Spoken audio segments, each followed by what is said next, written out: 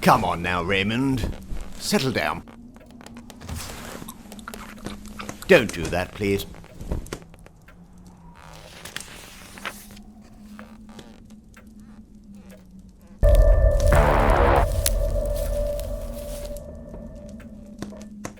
Once upon a time, there was a man. Shall we call him Raymond? Would you like that? Raymond's car had broken down. He was out in the countryside and no one was around, so he started walking. He had been walking for a long time when he heard a car approaching from behind.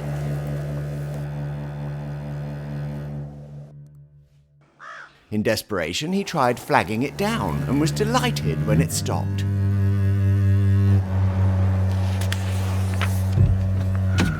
Thanks, mate. Oh.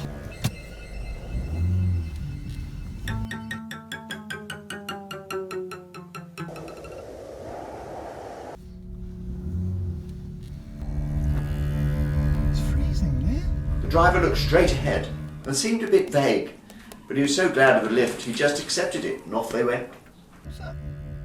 Anyway, he may have dozed off or he might have passed out, but when he came round again he saw ahead a car on fire. Stop, might be able to help. Let's have a look. Oh. As Raymond got out and moved towards the flaming car, it exploded.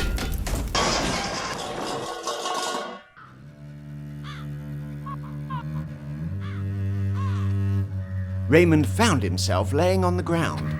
No burned out car, and the car that had given him a lift was nowhere to be seen.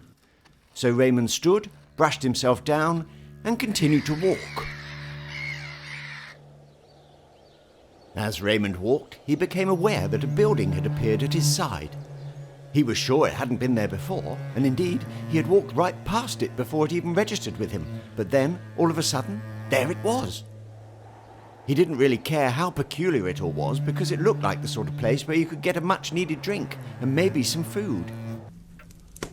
You like food, don't you, Raymond?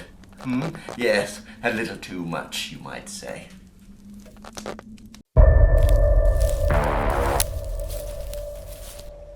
Anyway, he stopped and returned to the entrance.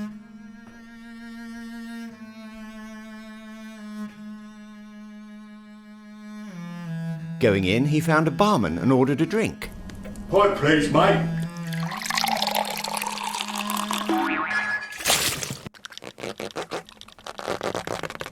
Now, Raymond, that is it. I fully expect you to wash your hands thoroughly before sleep tonight. Disgusting. How awful. Now then, where were we?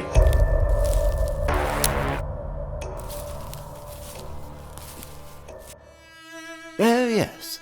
The barman didn't seem surprised when Raymond told his tale of the strange lift and the exploding car. He, in turn, told of a drunk driver who had, in that very bar, sat and got very drunk together with a chum.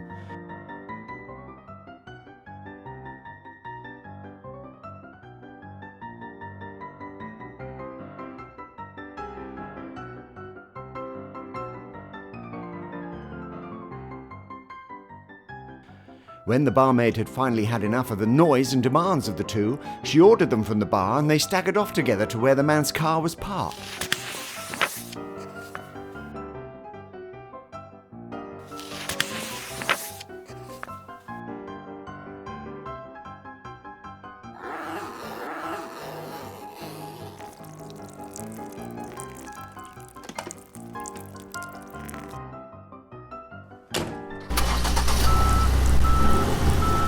All was going well until the man unknowingly reversed over his pal, before going on to drunkenly run over his occasional barmaid lover, her tumbling, torn body ripping his fuel line from the carburettor, in the process causing a fatal explosion further down the road.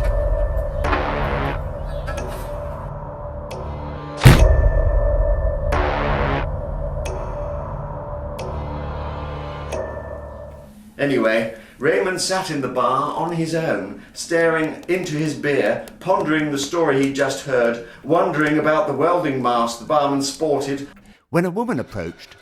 She paused as she passed, only to say from the side of her mouth, "Din low." They always do that, don't they, Raymond? Women call you rude names. whilst with me they simply stare in admiration. Yes, that is correct, is it not? How rude, Raymond. They actually do, and you know it. Anyway, he had hardly sipped his beer when she returned again. Also. Do you see how it keeps happening? Well, yes, I am reading the story, but it is only what has been writ by the esteemed author. Yes, I wrote it, but... good Lord, Raymond, why are we getting bogged down in this? Just listen, please. Suddenly, she returned once more, leant in, and called him a massive twat. It's just a story. Okay, no, she didn't say massive, but the twat, huh? She did say that, didn't she? Good Lord above, but you are a whiner. Lay down, please, and let's get this story done, shall we? Good boy. Now, where was I? The woman remained poised next to him as if to say something else, but instead continued to stare straight ahead before, with a slight popping sound, she disappeared. Before he could deal with this strange turn of events, the chair opposite him pulled out, the mysterious disappearing driver sliding into the seat to sit staring at him. His irises were milky. As Raymond stared with a slight pop, he too disappeared.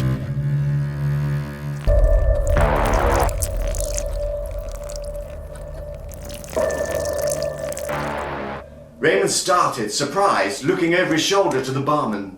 The barman now stood, staring straight ahead, welding mask tightly ensconcing his bonds. Raymond, expecting him to be shocked by these events, was surprised when instead he removed his helmet, revealing milky eyes before popping from existence just as abruptly as the other two.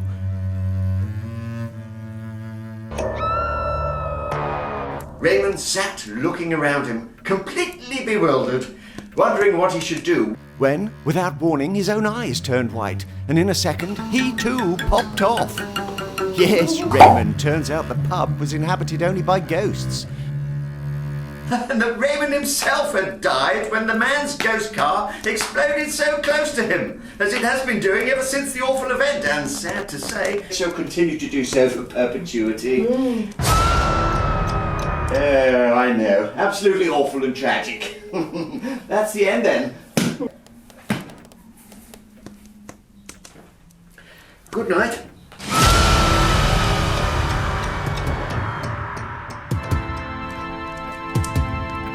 I'll bring you a wet wipe for your fingers. You really must stop doing that, goes through me too, you know. And no more whining on about nightmares,